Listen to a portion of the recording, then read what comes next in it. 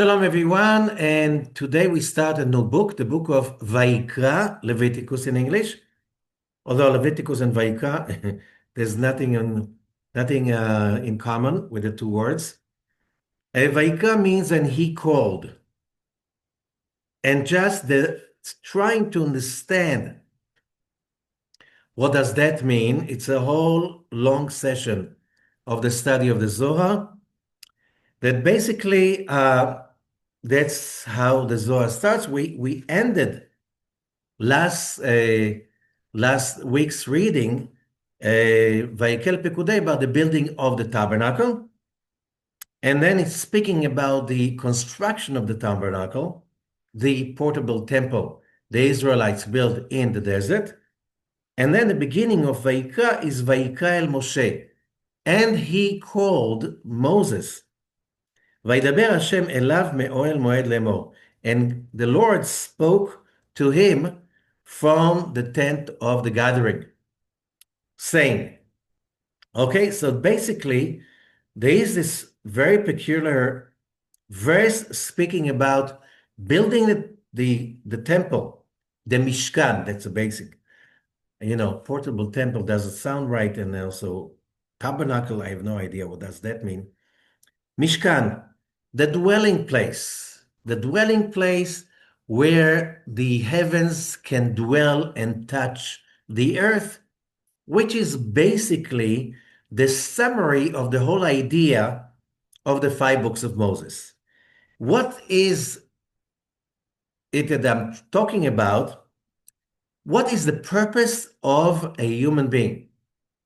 And the purpose of a human being, which is basically a human soul, a spark of God, incarnated into a physical corpse, a physical body that has all of the physicality, needs, urges, noise, whatever it comes with. What they say, it comes with the territory. So what is the purpose? So many spiritual teachings are trying to speak about our purpose is to shut down, detach from the body, from the physical world, and reach the heavens. While we learn here from the Torah that the purpose is not to reach the heavens because we came from the heavens. The purpose is to bring the heavens to unite with the earth, to mate the creator with the creation, the male with the female aspects of reality, the soul and the body, the light of God with the soul. It's all about zivug. It's all about mating. It's all about unifying. It's all about yichud, which means taking the divine and bringing it into the mundane, creating a third agent, which is basically a divine physicality, a divine body, in which a human being has a physical life. He gets up in the morning, he eats like everybody else, he goes to work, he makes a living, he has a family, he has a needs, he has to pay his bills, whatever. Still, he sanctifies whatever he's doing. Because being up in heaven, trying to detach from the physical world, okay, so what are you doing? You escape. It's escapism. Being here, you are here in order to transform the physical dark matter into a spiritual dimension that contains the physicality. So the first thing the Israelites do after the whole story of the Mount Sinai revelation, the Exodus, whatever, the first thing they do is to build a Mishkan. Mishkan, a dwelling place for the divine into a physical structure that is made of gold and silver and copper and wood and all kinds of other materials, which the materials are not the goal, the materials are the mean. The goal is to create a divine dwelling place, a divine, uh, what's the word? Presence, which is also called Shekhinah. Shekhinah means when the upper one, the creator, the light of the creator, the power of the creator, the power of the divine, Shochen, dwells in the physical creation, the physical reality, which means our job as human beings, our calling is to invite, to summon, to bring in, to call in, Mikra'e, to call, blikro, VaYikra, that's the name of the whole book and the name of the Parashah.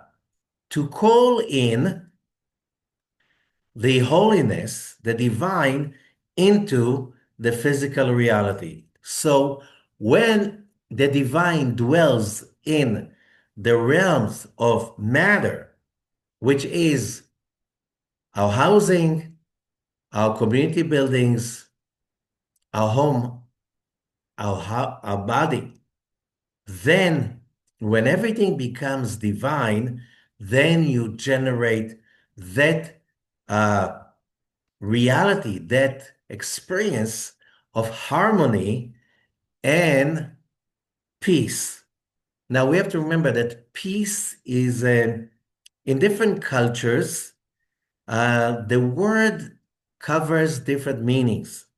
The word in English, peace, covers, uh, there's a Hebrew word for that, the same letters, Pei Yud Samich, which means not to fight. But the word in Hebrew is shalom. And the word shalom comes from the shoresh shin lamed mem, which means a whole, complete.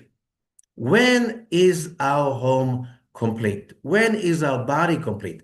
Only when we transform the dark matter and make it a light matter, which means when the whole physical being is vibrating the divine. How do you do that? There's a whole name for it that repeats itself many, many, many times in the five books of Moses. It's called to call it in. וקראת לשבת עונג, you should call Shabbat. מקראי קודש, holidays are the calling the holiness in. And here, VaYikra. So the whole name of the book of Leviticus is about how do we call in the divine by activating the tabernacle, activating the Mishkan, so the divine dwells in the mundane. So according to that philosophy, there's nothing that is void of God's presence. We just have to reveal that presence because God's presence in the physical, in the mundane, depends on us to call it in, which means it needs our consciousness. Why? Why doesn't God dwell himself in everything he created? Because no free lunches. We were created in a perfect state. Everything was shalem, everything was a whole, everything was complete. Verse 5 in Genesis 1, and there was a night, there was a day. Night, it is the creation, and day, the light of the creator, and one day, everything was one. Everything was everything was one in one point, the middle point. That's how the creator created the reality. Complete, one, united. Everything was holy. However, for us that we were imprinted by the light of the creator with his image, we wanted to create. What's left for us to create? Do we want to create birds? Do we want to create planets? Do we want to create whatever we want to create? No. The most important calling of a human being is to create holiness in the physical void dimension. So God created. It took many, many whoever studies the tree of life of Rabbi Zakloria, can study also the biggest sections of the Zohar, like the Idra Rabbah and the Idra Zuta, speaking about how the universe was created. It's a process of evolution that took many, many, many, many stages and steps to create void, emptiness out of wholeness. It's not a very easy thing, okay? How paradoxes were created, how injustice was created, how darkness and pain were created. It's a long process. So in that dark void, we humans can call in the holiness, and this is basically what this book is about. So if the book of Genesis was about downloading or upgrading our main operative apps or programs, basic programs, bringing in again, what does it mean to activate Chesed, Abraham and Sarah? What does it mean to activate Gevurah, Isaac and Rivka? What does it mean to activate Tiferet, Yaakov? What does it mean to activate the connection to the above, Israel, and above that, Leah, and the Shekhinah, we have Rachel. All of these, and the connection between the upper world, tree of life, and the physical world, this is Joseph. That's understanding what is the reading of the book of Genesis about. Now, after you upgrade your system, then you go for a war for independence, for real true freedom. And that's the book of Exodus. And now we completed that. Now you have your freedom. Where are you going to? Where are you sailing to? What's your calling? What's your direction? VaYikra, calling. That's the name of the book. So it's about when you want to connect to your calling, the Zohar is giving us a few ideas of how is that being done. So let us say,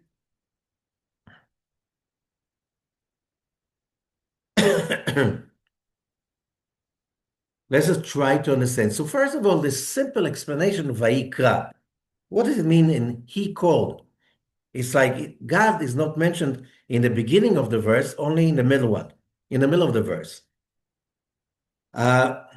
And the word is, Rashi is saying, of course, he's bringing it from ancient teachings, not that Rashi was new, it's only 1,000 years old.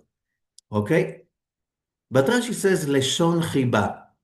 And he called Moses, that's to show likeness, to show love. Why? Lashon shemalachei asheret mishtamshim bו. That's the language the angels of service use when they call each other. Shenemar, as we read in Isaiah 6:3, Vekara ze el ze, and he called to each other, one to another. And the word vekara, the same verb as VaYikra. ויקרא אל משה, הכל הולך ומגיע לאוזניו. So the voice, the sound came to his ears. But the most important thing it's when the love from above is being received by Moses. He got his calling. Now, the first thing that we read is the Daber Bnei Israel, speak to the children of Israel. I'm reading verse 2 in chapter 1. ואמרת אליהם, you tell them, אדם כי יקריב מכם קורבן לאדוני. A human being that will, and now the word over here needs explanation, יקריב מכם, in most translations, that will be read as, will be written as, will sacrifice. Korban laHashem, a sacrifice to the Lord. Mina behema, from the beast, mina bakar, from the cattle, mina tzon, from the flocks, Takrivu et korbanchem, you will bring your sacrifice. However, that is not the way to explain it, as the Zohar tells us. The Zohar is saying very clearly. Zohar Asulam, verse 51, Rabbi Chizkiah, have a shchiach kamed Rabbi Shimon. Rabbi Chizkiah was there at Rabbi Shimon's place. Amar le, and he said to him, Haidi krei korban, keruv mi ba'ele. Already then, he saw the problem. Why? The Hebrew word korban has few ways to understand it. Okay? You can read it as sacrifice, okay? But that's idol worshiping. What is sacrifice? You want to appease an unfriendly deity, you bring a sacrifice. You take something that is precious for you, okay? An ox, could be more than that. People sacrifice human sacrifices. Why? Why would somebody sacrifice his own child? That happened in the ancient world. Why? Because, the deity is very cruel, very judgmental, and you want to appease, so you bring a sacrifice. And here comes the word korban with the meaning of sacrifice. However, there's another aspect to that, because the word korban in Hebrew also has another meaning, victim. Who brings sacrifices? Someone who feels like a victim. You're being victimized by the deity that you think that you worship. It's all abusive relationships. And as I mentioned, we are right now in a huge battle of civilization, which is, it's huge because it's going to change history of humanity forever. Everything is coming up to the surface. And the question is, the people who are religious, who claim religion, who claim believing in God, and most of them on the earth right now, they claim they believe in monotheism, in the God of Abraham, Isaac, and Jacob. However, the moment you bring sacrifice, and today people bring sacrifice, they send their children to kill and to be killed, and they call it as a sacrifice. The moment you live in a society that sacrifices its own people, this is a society of victimhood, which means you believe in a cruel, judgmental God that doesn't exist.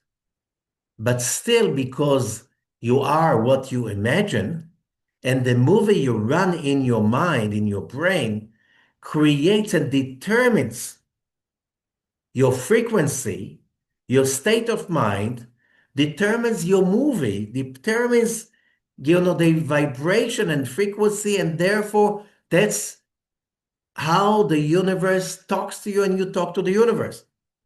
The result is a society that is full of cruelty, in which you don't care for life. You're just waiting for death. This is the God of evil. This is the idol worshiping that incarnated into this angry, hateful, venomous God that a lot of people believe in. Okay? It's not just you can find that kind of belief system in all three great monotheistic religions. In Judaism, you find sects like this, you could find people like this in Christianity and in Islam. And now the word that the world is facing is, do we really believe in this kind of victimhood in which as a human being, you're not entitled to happiness. The other side of civilization is those people who believe in the God of Abraham, Isaac, and Jacob as a God that he created you in his image because you have a calling. And your calling is to bring that Eden, like the Garden of Eden, to bring it into earth, into your life, into your society, that you are entitled to a divine happiness. And that's why we continue with the Zohar. It shouldn't be called sacrifice. It shouldn't be called victim. The Zohar is saying, Rabbi Shimon. It should be called korban, comes from the word, there are few words that can be coming out from the word korban. The shorish is kuf reish bet. So kuf reish bet could be coming to as sacrifice and victimhood. But in more common Hebrew, kuf reish bet is karov, closeness. And Rabbi Shimoni says, don't mistake to call it in a different connotation. You have to call it as keruv or krevut, closeness. Okay? למה נקרא קורבן? So why is it called קורבן? אמר לו, הרי ידוע הוא אצל חברים, but he answered, we know among the friends, אשר קורבן, I'll read the Aramaic because that's more powerful, אמר להם, הידיע הוא לגבי חבריה, קורבן מעינון כתרים קדישין, דמתקרבי כולהו כחדה. It's also in Aramaic, by the way, the same verb. ומתקשרן דה בדה. In this, we have a motive that is threaded through the whole book of VaYikra. And what is it? The word korban comes from the shoresh kuf reish bet karov, closeness. We're talking about bringing the sefirot, the emanations of God, the levels of God's divine emanation, bringing them closer to each other. Because when they get close to each other to become one, who makes it happen? We do. We humans. God is one, always one, will always be one. Okay? However, his emanations are basically kind of a cascade of lights and filters. So the light that comes to our world is getting dimmer and dimmer, and it goes down the sefirot, the emanations. Okay, so that's why they are not always connected to each other from our point of view, and therefore we experience darkness, injustice, waiting. Waiting could be really, really painful. A lot of people are just waiting. They're waiting to grow up. They're waiting to find their mates. They're waiting to find their the right job. They're waiting to get their whatever kind of precious title or job they are working for. They're waiting to get approved for getting this and that. And, waiting is terrible because when you're waiting, you are in void. It's like it's a sacrifice because I'm not happy till I get A, B, C, D. Whatever your religion, which means the materialistic religion of our society, I'm never complete unless I have A, B, C, D, E. I have a list, you grow up with that list. You need to have that kind of a house. You need to have that kind of a watch. You need to have that kind of a brand clothes and car, and you just name it. Status, hang out with the right people. Without it, you're nothing. Okay? So you're waiting. And because you're still waiting, you're never there. Because you're waiting. You're always waiting for something. The problem is whoever is waiting will keep on waiting because there's always something that needs to happen till you get complete. And here the word is, how do you get complete? by bringing the Sefirot together, by bringing the tree of life together. When we create that union, then we get to unite with the awesome, infinite light of the Creator. And by doing that, כשיתקן השם הקדוש כרואי, by doing that, we establish the holy name, which means, when is the holy name complete? Okay? We said it with the Kaddish, יתגדל ויתקדש שמי רבה. The name, the great name of God will be great and holy. When? That's when the great war against Amalek will be waged around the planet. And finally, the whole world, we see the greatness. Greatness in Hebrew is, again, when you understand Hebrew, Hitgadal. The greatness is also coming together, Gdula, with Chesed. When people see that the name of God is about loving kindness, it's about holiness. That is the Messianic era. We are basically having like Armageddon, which Gog and Magog, it's a war over humanity's state of mind, consciousness. Are we going to be in an ongoing state of terror because we're always afraid? We always think that we have to sacrifice whatever is dear to us to calm down the angry ones, the ones that if you're not satisfy them, you're not calm them down by sacrifice, they'll be enraged and they'll attack you. And the attacks of terrorism on society in the last, half a century, it's more than half a century, that the world is under constant attacks of terrorism, what? To subjugate society. And, to tell the truth, it was very successful.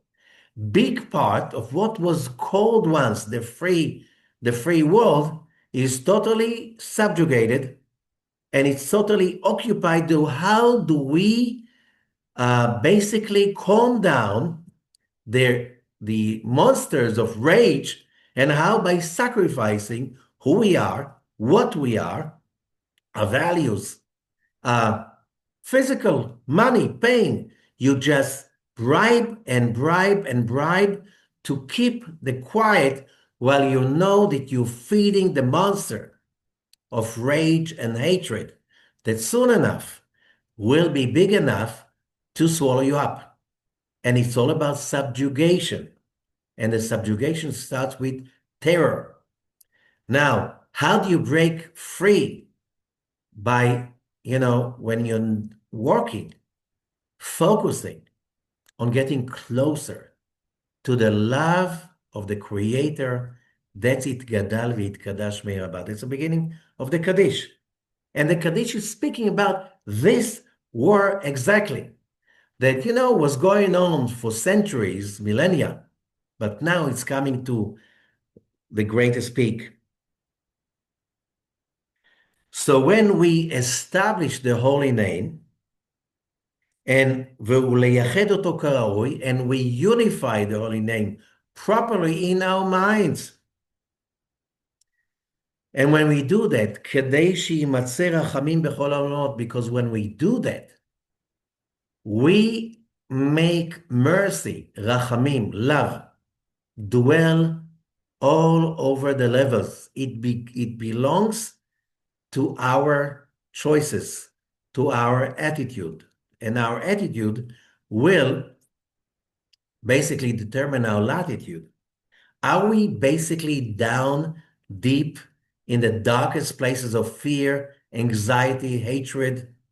Or are we building the connection with the divine wherever we are, and we bring down God's love, wholeness, and completion and holiness to be present, to shine to all of humanity? והשם הקדוש יתעטר בעטרותיו שיתבשם הכל. And the holy name will be crowned with its crowns, and then everything will be שיתבשם. What is this verb שיתבשם? The verb is being used like, sometimes you really find yourself too much uptight. Like on the edges, everything is sharp, everything is like, you're not relaxed, okay? And you drink a little bit of alcohol. And suddenly everything is kind of relaxed. And it's not that sharp as it was before, okay? This is the verb שיתבשם. Humanity right now is on the edge, upset, fear. It's either a result of the materialistic culture that it's never satisfying. Either it is because of the fear that you basically you're losing grip. Whatever you thought the world is going to be, it's not going to be anymore. There's no safety anymore. You can't trust the government anymore. You can't trust your community anymore. Maybe you're not part of a community anymore because you don't trust anybody. You're on the edge. You are in constant judging, which means everything upsets you. You're uptight. You don't trust anyone. Fear controls everything. You are terrorized. You just have to sacrifice and you feel like a victim. When you're really connecting to the true united Sephirot of the tree of life, you get that feeling of true, what is called שיתבשם, bisum. It's like, finally I feel rest. In order to do that, you have to call the holiness in. How do you do that? You have to meditate. You have to pray. You have to study. And the highest level is a study of the Zohar, because the study of the Zohar wires your brain to do that all the time, because you have to do it 24/7, even when you're asleep. It affects your dreams. It affects your awakened state. It's affecting the way you interpret things that you see, things that you hear, whatever happens around you. People don't react the same to the same events. Okay, why? Because your brain is, what they used to say, garbage in, garbage out. If you feed your brain with materialism and lack of faith, in which you believe in the God of nothing, okay? The world was created out of void, and there's no God, no presence, never. So you're totally alone. That's terribly dangerous. It's very scary to be alone. You can't trust anyone. At least when you believe in God, in the God of Abraham, Isaac, and Jacob, you believe in someone you can trust, somebody who is the Lord, is your shepherd. And you'll never be afraid, because wherever you go, he's with you. Even in the darkest moments, he's always with you. When you wire your brain through the study and meditations and prayers daily, you create, this is your korbanot. It's not sacrificing. You don't pray in order to appease an angry deity. When you pray, when you study, when you give charity, when you do any kind of the mitzvot, you do it in order to get closer. You're not sacrificing anything. You're not losing anything. You're not a victim that is saying like, I gave enough to that God in the heavens. See nothing. Yeah, because you're a victim. And you gave to a God of darkness that doesn't exist. It exists only in the sick brains of those people that probably you had the wrong kind of raising, education, to believe in a God of darkness and hatred that does not exist. Very painful. You should unsubscribe to that state of mind. וכל זה, I'm reading הסולם, translation, verse 52. וכל זה הוא כדי שיתעורר הרחמים. All of that is to arouse mercy. ולא יתעורר הדין, and the judgment won't be aroused. משום זה, לאהבה יהול ולא לאלוקים. That's why the korban is להשם, to the tetragrammaton, to the God of love, not to judgment. כי רחמים צריכים, because we need mercy. Humanity, this world. Why God could not create mercy directly? He did. We couldn't stand it. We can't stand free lunches. We need to earn it.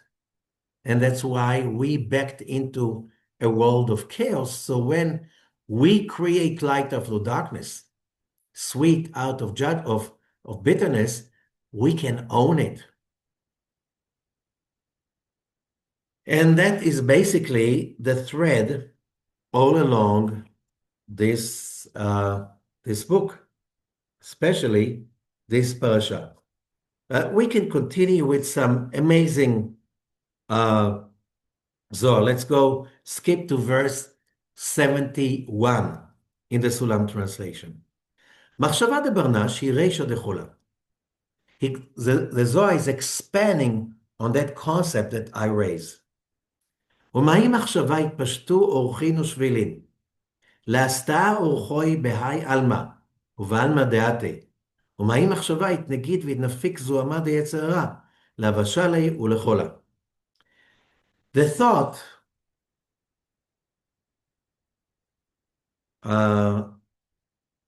I'm reading verse 71. The thought of a person is the head of everything. Everything goes according to the thought.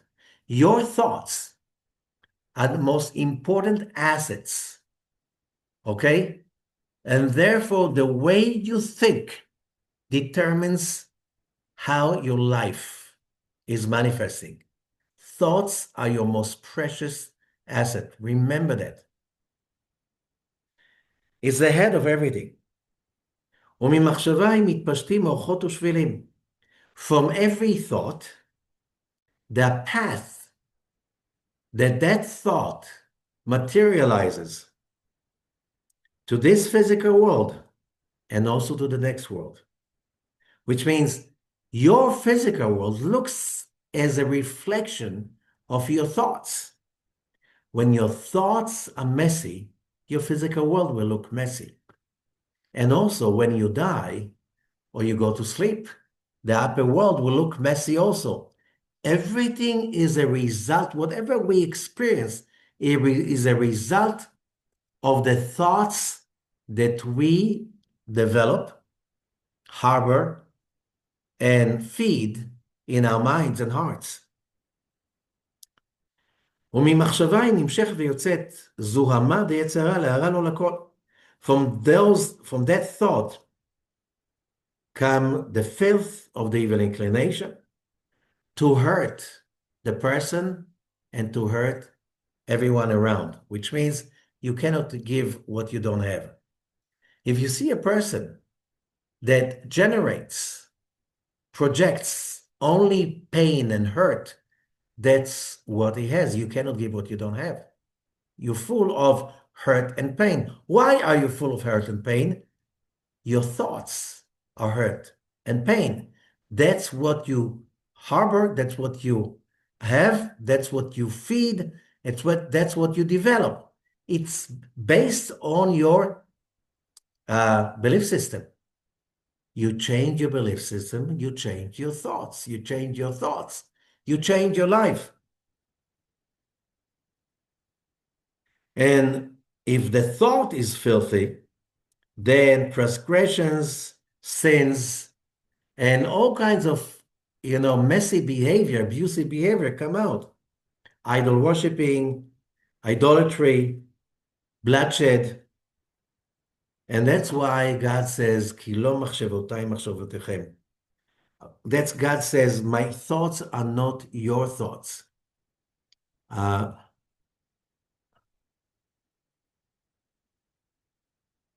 this is from Isaiah 55. 72. And therefore, because the thought is the cause of everything, is the source of everything, כתוב בראש הכל. That's why it says already in the beginning. Of the Parashah. Verse 3, Im ola korbano. If the offering is offering ola, ola in Hebrew means ascending.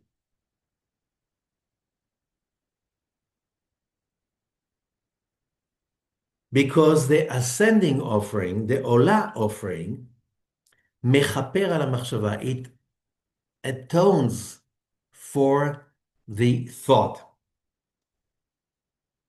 And why does it say? Because it says, Imolo korbano min habakar, from the cattle. What's a cattle? The ox. This is judgment. Okay? However, let's make it more practical.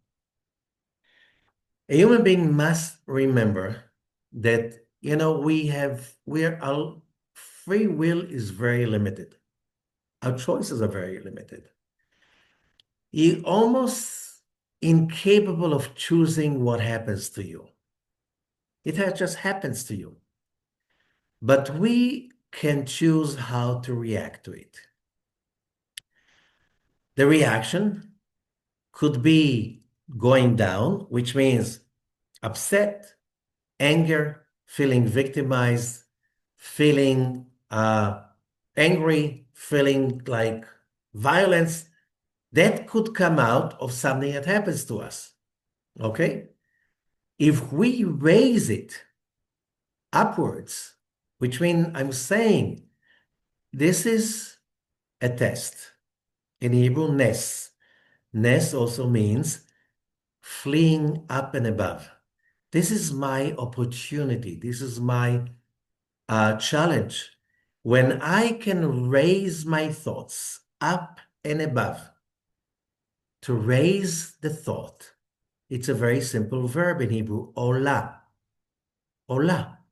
Raise the thought. And when I raise my thought to a place in which I have in total trust with the light of God, with the will of God, that everything is for the good. What happens to the anger, to the fear, to the violence? Dissipates. If I really truthfully rise and flee up and above. The action of rising up and above is called in Hebrew nes. You flee, or a miracle. The biggest miracle is not that water come out of the stone.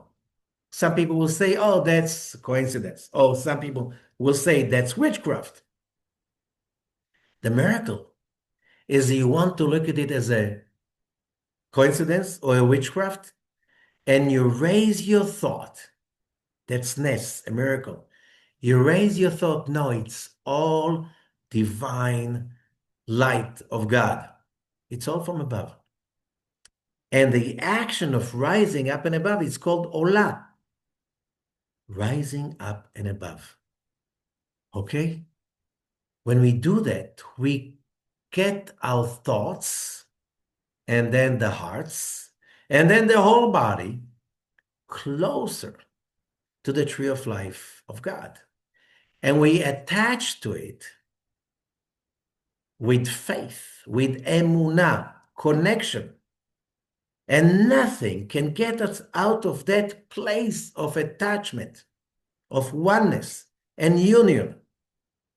No matter what happens, I know that it's all for the good. I created that krevut, korban. I created that oneness. I raised myself and got closer to divinity. Now the divinity can come down, calling it in VaYikra, and settle in my mind, in my thoughts, in my heart, in my body. And then it radiates to my surroundings. This is how it works. This is the biggest secret. And when you can't find that within you, you meditate, you pray for it, you study for it, the Zohar, till your brain is starting to mitaken, till you basically establish the app, the programming, so you're not a victim, you're not terrorized, you're incapable of being terrorized because your emunah, your connection, is the highest. And then it gadal v'itkadash merabah. Then the name of God in your eyes is great and holy because your consciousness, your belief system cannot see anything else but that. And then other people's hatred could be the media, could be neighbors, could be family members. Fear, anger, whatever becomes irrelevant because you made your korban. You really got closer to God. In your world, everything is one. Everything, whatever happens, is just to get you closer to holiness. And that's your real calling. That's the only place that is complete, shalem. This is the only place that you can feel at home, that you feel bisum, the appeasement of, I'm there, I'm complete, I'm a whole, I'm at peace. And that is where the world war that we are at right now.